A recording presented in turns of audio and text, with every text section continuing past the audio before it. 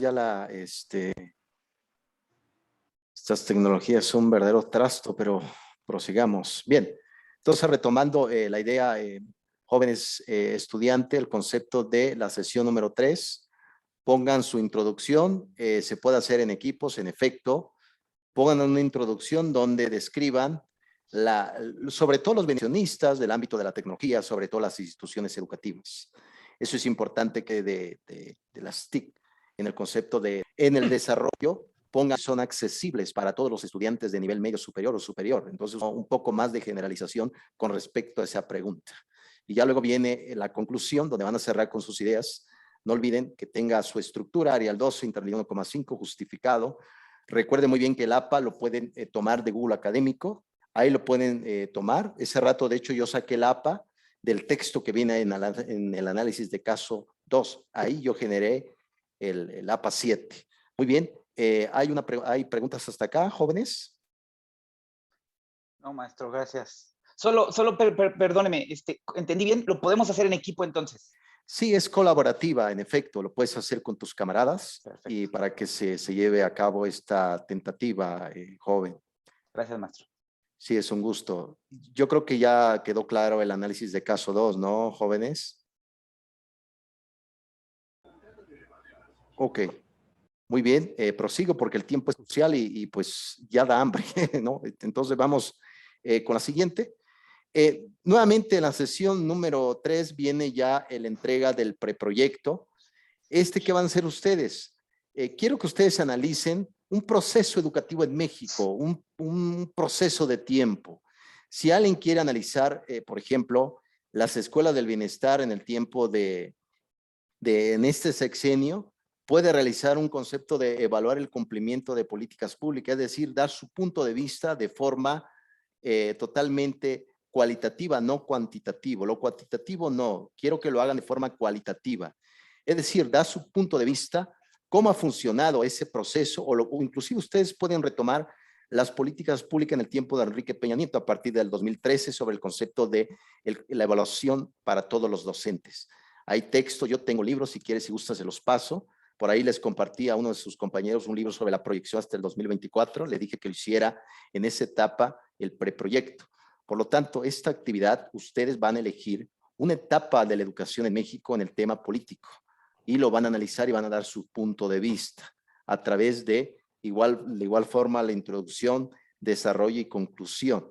Pero aquí, como es la entrega del preproyecto, nada más quiero que me lo entreguen hasta el desarrollo. Ya vendrá más adelante otras perspectivas. Pueden poner ustedes en el desarrollo de su trabajo un cuadro sinóptico donde describan aquellos puntos que vean esenciales, por ejemplo, las que son de Belice, aquellos puntos esenciales donde ustedes digan, bueno, en esta etapa de este sexenio, en esta etapa, en este periodo presidencial se aplicó este tipo de políticas públicas en educación. Quiero retomarla y pongan y describan un cuadro sinóptico en el desarrollo. Eso es lo que se debe de hacer en el preproyecto, jóvenes estudiantes. Espero que me di a entender. Recuerden, el preproyecto es que ustedes van a elegir una etapa de su país, en el caso de las que son de Belice, una etapa de su país, en el caso de los que somos de México, van a elegir una etapa educativa en nuestro país. Por ejemplo, si alguno dice, profesor, yo quiero analizar el tema político educativo en el tiempo de Ernesto Cedillo, un ejemplo. Ah, perfecto. Entonces les recomiendo el libro de Gilberto Guevara Niebla, que se llama La catástrofe silenciosa.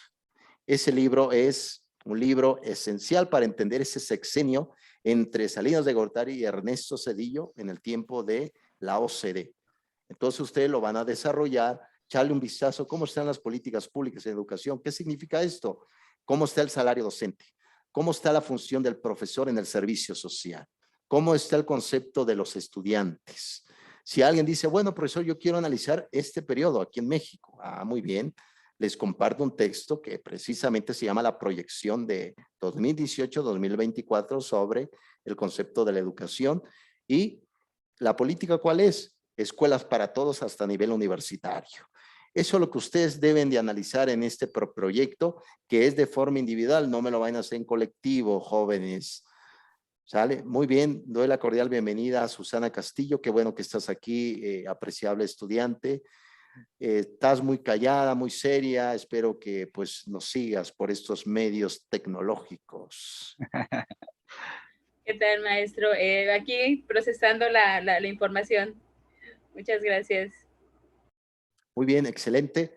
Eso es lo que se tiene que hacer en el preproyecto. Elijan un proceso histórico, analícenlo, desarróllenlo y pongan sus puntos de vista. Recuerden que en la otra etapa ya va a venir ya otro surgimiento. Ahorita lo voy a explicar ya en la sesión número 5. Es así lo que se debe de hacer. No olviden su estructura, ya al 12, interlínea 1,5, distinto a lo que dice la sesión. Síganos, si nos da rápidamente el tiempo, les voy a explicar cómo de forma manático, y Google se tarda un poquito. Todo se va a tratar en la sesión. Muy bien, prosigo, jóvenes. Surge un debate terrible. El concepto, y aquí se define, en efecto, qué son las políticas públicas en educación.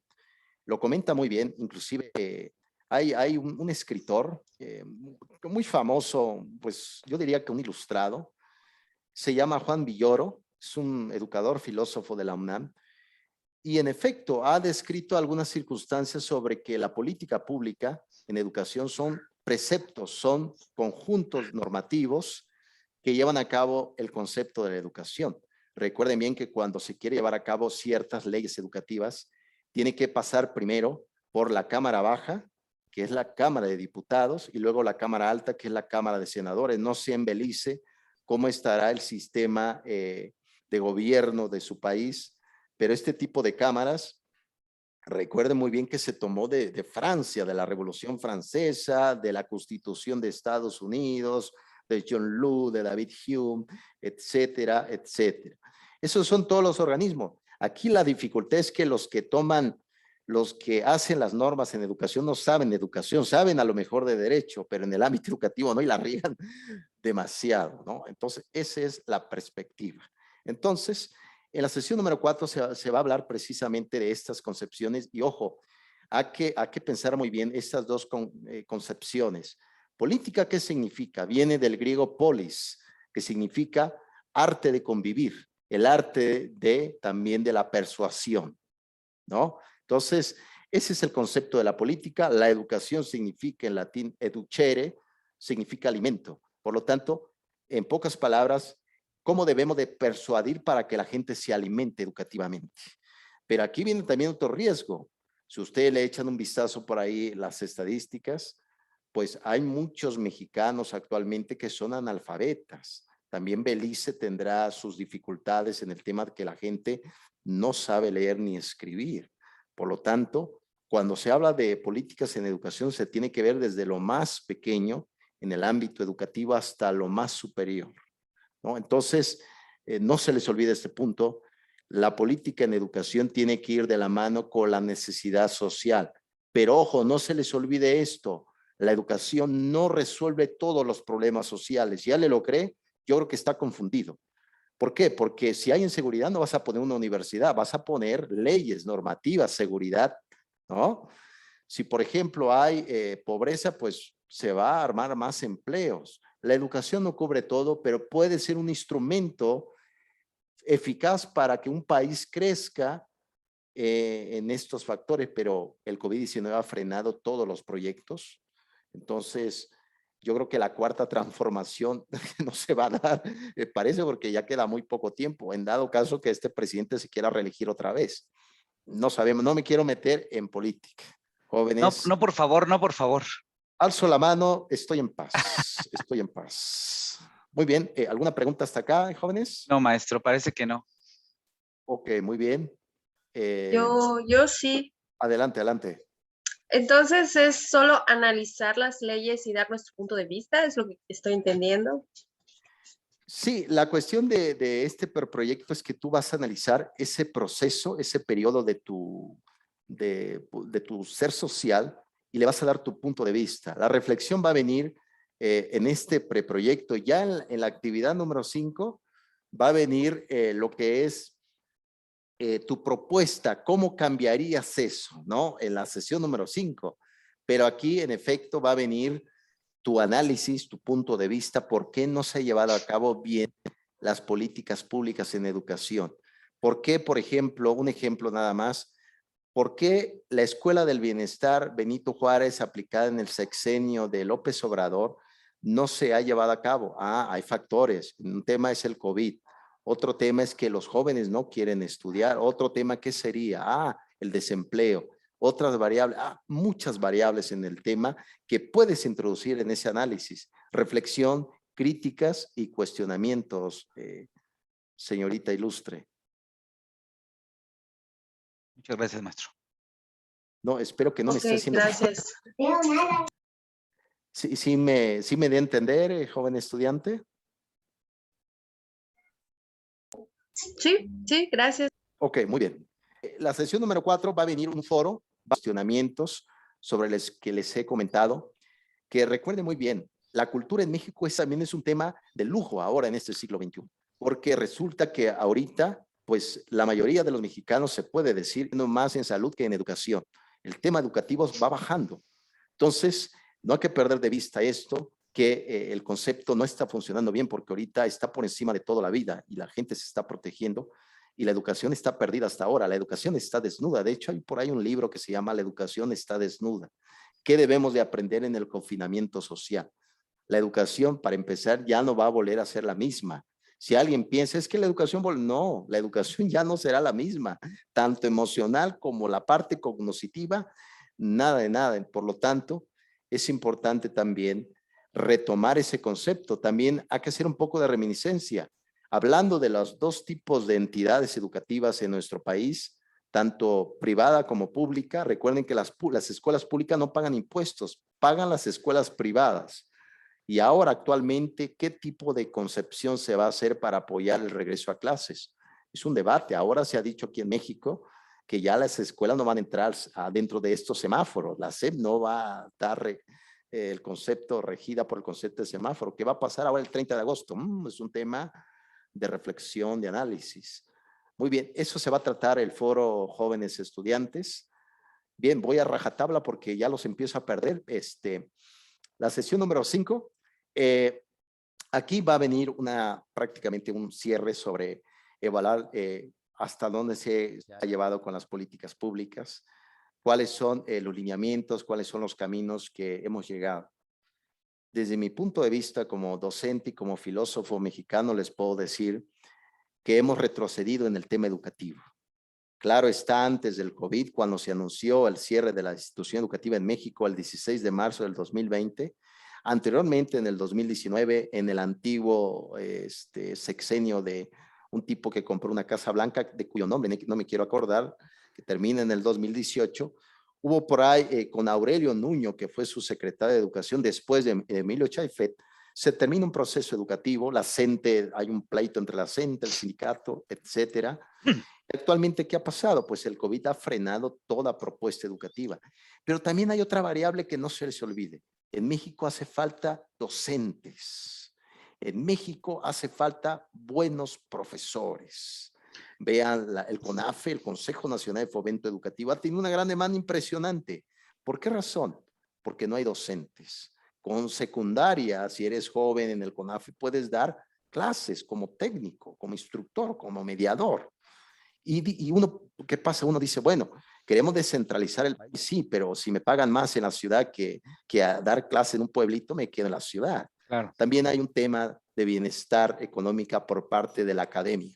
Entonces, no se les olvide, también las políticas públicas tienen que ver por el salario docente, un salario que está por abajo de la expectativa social, ¿no?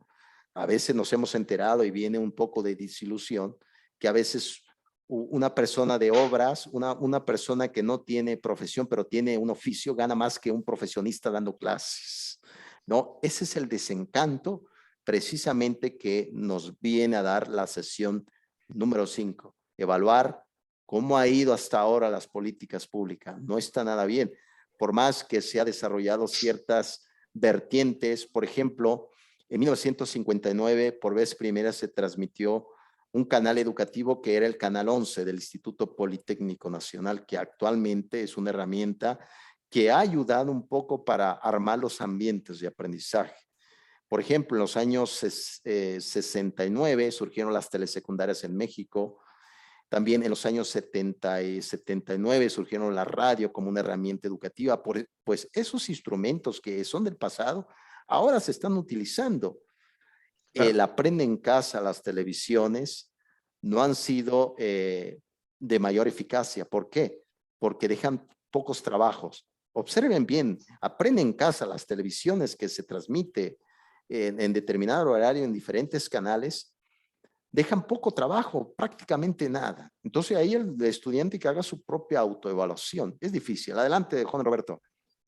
Gracias, maestro. No, Sí. no quería, o sea, estaba pensando en todo eso que decía y justo tengo 2 puntos para eso. Creo que, como usted bien dice, bueno, no sé si concuerdo en que no hay docentes. Yo creo que sí hay docentes, pero no están totalmente preparados para la actualidad. Esa es una de las cosas, según yo, Sí. ¿eh? Esa es una. Y la otra es que efectivamente estas herramientas tecnológicas o este inicio de regreso a los 60, 70 con la telesecundaria y demás, es un conocimiento más de aprendizaje y no de constructivismo, ¿no? Entonces eso yo creo que limita el aprendizaje de la gente o de los niños sobre todo, ¿no? Donde ahorita creo que tenemos que hacer que el niño construya su aprendizaje y tenga ay, se me fue la palabra, una crítica ante todas las actividades que realiza, no los puede tener porque no hay nadie que lo guíe. Y en la televisión y con esas materias tan básicas que se dan, pues se pierde todo eso para el alumno, ¿no? Tristemente. Tienes toda la razón. Esa parte también es difícil. Lo que se pretende es que un sujeto tenga un juicio crítico sobre su realidad, ¿no? ¿Dónde está? No se trata de que alguien llegue, porque tal parece que el presidente tiene por ahí esencias mesiánicas, no lo sé, como que quiere salvar el mundo, el nuevo Mesías, ¿no? La cuestión es que el sujeto pueda transformar su mundo desde su realidad donde está. Es una comunidad, algún barrio, alguna periferia, etcétera, ¿no? En primer estado, hay que darse cuenta de que uno precisamente es protagonista de su propia vida.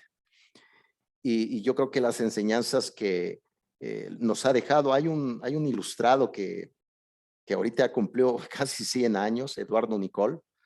Bueno, Eduardo Nicol, al igual que algunos profesores de la UNAM, han comentado que lo principal de todo esto es que la educación también te puede ayudar a salir de tu pobreza espiritual, ¿no? Hay pobrezas materiales, en efecto, pero hay pobrezas también mentales, que eso también te esclaviza.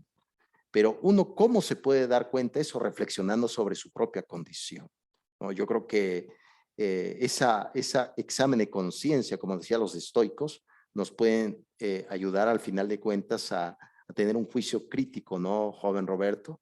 Eso es lo que busca toda educación, que el sujeto aprenda a pensar por sí mismo, pero es muy difícil ver una TV donde se están aventando contenidos que lo sacaron de los libros de texto gratuito, como es Aprende en Casa. Hay otro tipo de plataforma que es la Fundación Carlos Slim, que ha funcionado, pero pues al final de cuentas también no tiene mucha difusión y con el simple hecho de registrarte ya te dan tu diploma, imagínense nada más. Entonces, eso es precisamente las dificultades que estamos viviendo. Eso es lo que se va a tratar en la sesión 5. Y en la sesión 5 van a retomar ustedes la actividad de la sesión 3, el preproyecto. Y aquí van a dar ustedes, van a proponer una solución personal. Por ejemplo, digan, bueno, analicé yo el sexenio de este tiempo, en el caso de las jóvenes de Belice. Bueno, yo analicé este proceso en mi país. Ahora bien, ¿qué soluciones voy a dar? Muy bien, aumentar el salario docente, eso sería una alternativa interesante. Por otro lado, ¿qué sería? Hace poco, Delfina Gómez, la actual secretaria de Educación Pública, hizo su propuesta de una educación personalizada, pero visitar a los alumnos a su casa. Pero imagínense, yo tengo 100 alumnos, me voy a llevar todo un año completo visitándolos, ¿no? Y más si platicamos y demás. Entonces, vean ustedes cómo están las circunstancias ahorita. Recuerden, no es un buen momento para la educación, de entrada. No es un buen momento para la política pública. Vean ustedes, vean qué soluciones van a exponer en su trabajo, que me van a entregar ya con su desarrollo ya y con la conclusión. Sigan la estructura, introducción, desarrollo y conclusión, y pongan ustedes sus propuestas. ¿Qué propuestas sería? ¿Regalar tablet? ¿Regalar internet? ¿Qué propuestas? A lo mejor digo, oye, profesor, pero eso está, usted se ha vuelto loco, me recordó Ricardo Anaya recorriendo el país de México. No lo sé, ¿no? Entonces, eso se va, esa es la actividad, jóvenes ilustres, es así lo que vamos a llevar, esa sí la vertiente de esta concepción de política y educación. ¿Ibas a comentar algo, joven No, Roberto? no, maestro. No, nada más para decir que tabletas ya se regalaron y creo que no funcionó, ¿no? Pues mira, este invento de las tablets viene precisamente de la prueba PISA, ¿no? Entonces, miren, como dijo Eduardo Andere, por ahí tiene Eduardo Andere un libro que se llama La educación rota. Eduardo Andere es ilustre investigador, es mexicano, es egresado de Harvard, al igual que el propio, bueno, al igual que los Villoro, Juliana González, han aportado reflexiones. Y Eduardo Andere hace mención que la educación siempre ha sido una moneda de cambio en temas políticos. Siempre se utiliza la educación para temas políticos en vez de utilizarla para precisamente lo que se busca, un impacto significativo. Muy bien, jóvenes, yo creo que sí ojalá que me haya dado a entender de qué es lo que pido en esta materia. Yo diría interesantísimo, porque lo que está pasando, lo que nos pasa a todos, tema del trabajo, temas de seguridad, temas económicos, temas educativos, al final de cuentas son políticas públicas, ¿no? De cómo debemos de vivir bien en una sociedad. Vean el crimen organizado, también es otro estigma brutal. El propio, estos crímenes, el cártel del Golfo, el cártel Jalisco Nueva Generación, que ha tenido un auge brutal, llega a las comunidades, requiere también mano de obra. ¿Qué pasa con esos jóvenes que se meten a este crimen? ¿Por qué dejaron la escuela? También esto es un gran estigma social, ¿eh? Entonces, yo hace poco quería escribir sobre la educación en narcotráfico en México, pero mi esposa me dijo que no, porque está peligroso el asunto, ¿no? Se va a meter en más problemas. En efecto, yo no soy una persona pública, nada más me conoce un perro callejero y mi esposa, entonces no soy famoso. Pero imagínense, ¿para qué buscarle más pies al gato? No, está peligroso el asunto. Entonces, de eso se va a tratar, jóvenes. ¿Alguna pregunta hasta acá? Yo tengo Adelante, María. yo tengo bueno, una observación. Una Sí, adelante. que no tiene nada que ver con la clase. No sé por qué me veo con rayas, pero bueno. ¿Ustedes me ven con rayas? ¿Sí? Ah, bueno, no sé, pero bueno. Otra, ya, dentro de la materia.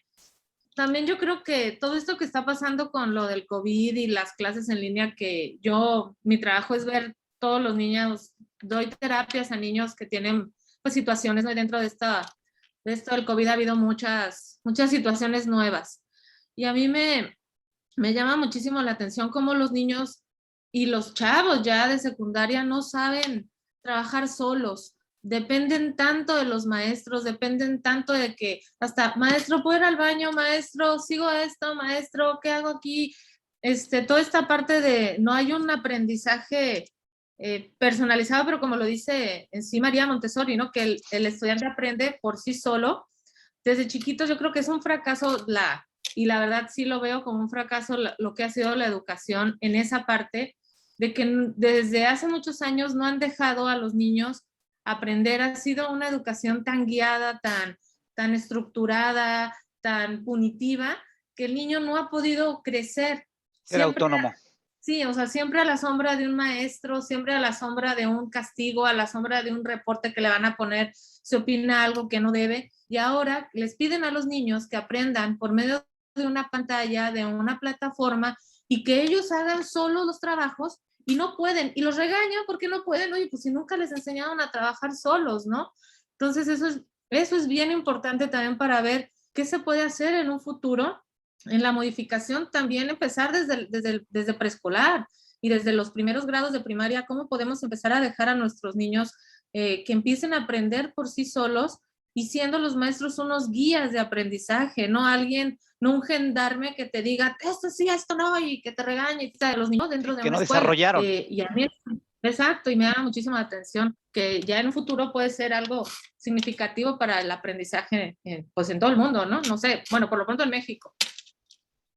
Totalmente, tienes toda la razón. Hay como cierta dependencia totalmente, tanto emocional como la parte material. Se requiere que la persona busque por sí mismo un conocimiento más significativo desde su realidad, Y también lo que se busca, jóvenes licenciados, es que los alumnos sean mejores que un docente. Yo busco que ustedes sean mejores que yo, ¿no? Tanto moral como ética y sobre todo intelectualmente. Siempre un docente. Tengo un libro que se llama Profes Rebeldes, se los voy a compartir para que ustedes no se rebelen tanto, pero les voy a compartir un libro. Ese sí estaría muy interesante, maestro. Si Sí, nos lo sí, es regala, un maravilloso. joven profesor español que estudió filología clásica, pero él habla desde la realidad de un joven, ¿no? Es decir, que preguntarle de vez en cuando, como tú comentabas, María, el método de Montessori no es que el docente vaya a dar su clase, sino hay que preguntarle al estudiante, ¿qué quieres aprender hoy?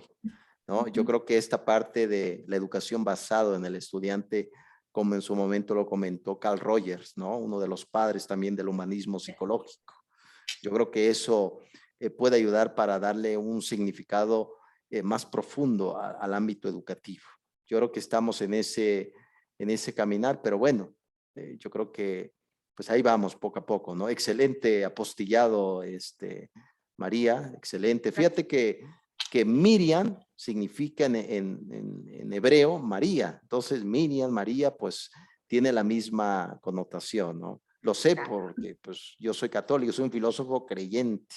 Ya no sé de qué, pero soy creyente de algo, ¿no? Excelente, excelente, María, muy bien. ¿Alguien quiere comentar Gracias. algo?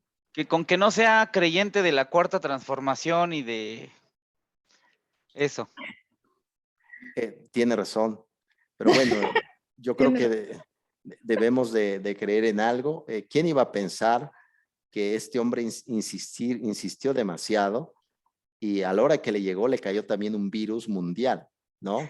Yo creo que si hubiera habido un viajero del tiempo le hubiera dicho, no, ya no te metas en nada, quédate en tu casa con tus millones, quédate con tu esposa en una isla, ¿no? Muy lejos. En efecto, yo creo que está duro llevar todo un país en tu hombro, sobre Sí. todo el peso si nosotros, yo luego me preocupo por todos, ¿no? Mis estudiantes, son como 200 estudiantes, son poco. Ahora llevar casi 130 millones de personas en tu hombro, imagínense la mala presión brutal que pueda haber. Bien, creo que por ahí ya vieron el tiempo, ¿cuánto nos falta, jóvenes? 7 minutos. 7 minutos. Yo no lo puedo ver, pero yo creo que tú vas a ser la emisaria, apreciable estudiante, para que me digas cuando falte ya 2 minutos para despedirme. Ok, muy bien. Excelente, pues muy bien. Eso va a ser la actividad, jóvenes estudiantes. Considero que vamos en un buen camino reflexivo, sobre todo en la parte también de pensar y reflexionar sobre nuestro tiempo. Y pues nada, no cae nada mal, sobre todo el tema precisamente de tener un concepto más específico, ¿no? Más significativo y sobre todo que tenga una concepción más motivante. Creo que por ahí se asustaron jóvenes porque están como fichados ahora sí. No lo sé, no sé qué pasará. Muy bien. ¿Alguna pregunta que tengan, jóvenes? No. Yo no, maestro, muchas gracias. Ok, Pues, muy bien. pues hasta ahorita no, pero ya después igual y sí, pues le pregunto. Yadira, ¿tienes dudas? Porque ya ves que luego me escribes para preguntar. No es cierto. No, se me hace Pues, que... Pues está bien fácil, ¿no? Es analizar nada más la política, Sí, ver en qué totalmente. está fallando, en qué están bien y dar nuestro punto de vista, ¿no? Pues sí. Ay, Pues sí, ojalá sea así de fácil, Helmi. Te voy a hablar Sí. para que me ayudes. A mí no me gusta la política, pero ¿no te gusta? no. Pues mira, déjame decirte, hay un libro que se lo recomiendo si lo pueden leer, se llama Ética para Amador. Amador ya es un adulto ya muy vivido, ya no es un niño. Hijo de Fernando Sabater, se lo dedicó a su hijo, Ética para Amador. Y curiosamente, fíjate, el que tú dices que no, la política no me interesa, pues resulta que tú eres política. Es decir, el concepto de política viene de ciudadano, de civis, de ciudad. Significa que todos los que viven en la ciudad son políticos, son entes políticos. En algún momento hemos usado la política.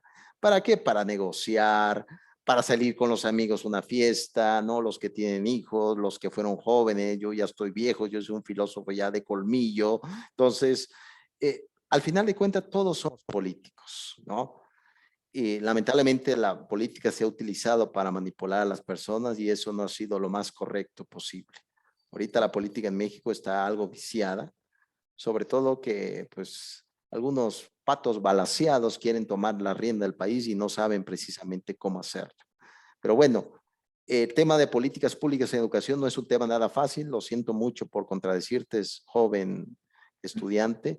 La actividad está algo complicada porque tienen que reflexionar muy bien cuáles son la descripción y sobre todo sus propuestas de usted. Imagínese que María fuera la Secretaría de Educación Pública actualmente en plena pandemia. Yo creo que te hubieran hecho hasta un vudú ahora, ¿no? Un vudú ahí, tu muñequito ahí, no sé. Está difícil el asunto, ¿no? Está difícil, muy difícil. Muy difícil. ¿Cuánto me queda por ahí, joven? Le queda 4 minutos. Cuando me falte 2 ya me lo dicen, ya córtale, ya nos queremos ir a ver Survivor, ya córtale, profesor. Bien, pues muy bien, jóvenes, como siempre es un gusto compartir con ustedes lo poco que sé, sobre todo en esta parte de un conocimiento más comunitario, más colaborativo. Y vayan ustedes, hoy les comparto el libro. Bueno, espero hoy porque estoy preparando otras clases para el día de mañana. Como tengo alumnos de Panamá, actualmente tengo a 2 doctores que les doy en clase de doctorado, son de Panamá y ellos me cuentan historias. Es impresionante, es realmente impresionante. Curiosamente en Panamá manejan el dólar, su moneda ya no existe, ¿no? No sé en Belice qué tipo de monedas utilizarán el dólar porque hablan en inglés, no sé qué tipo de moneda. Dinero beliceño que vale 2 por 1 americano. Impresionante. Yo creo que esta diversidad de América Latina no deja de sorprenderme. Y entonces, fíjense lo que me decían, vean también, ya para cerrar, el Ya tema. le quedan 2 minutos. Ya, Ya excelente. Excelente. Creo. Cuando me quede 1:50, bueno, 1:30 ya, párame María, párame, ya, ciérrala ya. Ok, sí. Le hago corto. Excelente. Fíjese que un docente, me platicaban los alumnos de Panamá, ganan $2,000 al mes allá en Panamá. Apenas que entre, ¿no? Y van ganando $3,000, $4,000. Los alumnos que yo tengo, una de ellas es directora y el otro es también profesor y viven me muestran su casa impresionante realmente. Pero eso te hace reflexionar porque el tema del salario en México de un docente tiene que ser un tema urgente público. Muy bien, jóvenes, gracias por todo. Cuídense mucho, estoy para ayudarles. Por ahí, si necesitan, les hago toda una narrativa de los trabajos y nos vemos próximamente. Muchas gracias, maestro. Muchas gracias, maestro. Gracias. Nos sube los videos, ¿verdad, maestro? Pues voy a pensarlo porque hablamos mal de la política, no vayan a fichar. No, nada más si quiere el segundo. Las diapositivas, maestro, por favor. Sale Sí. pues, cuídense mucho. Muchísimas gracias, les mando un abrazo a todos. Bye, hasta Bye a luego. todos. Hasta luego. Bye. Hasta luego, bye.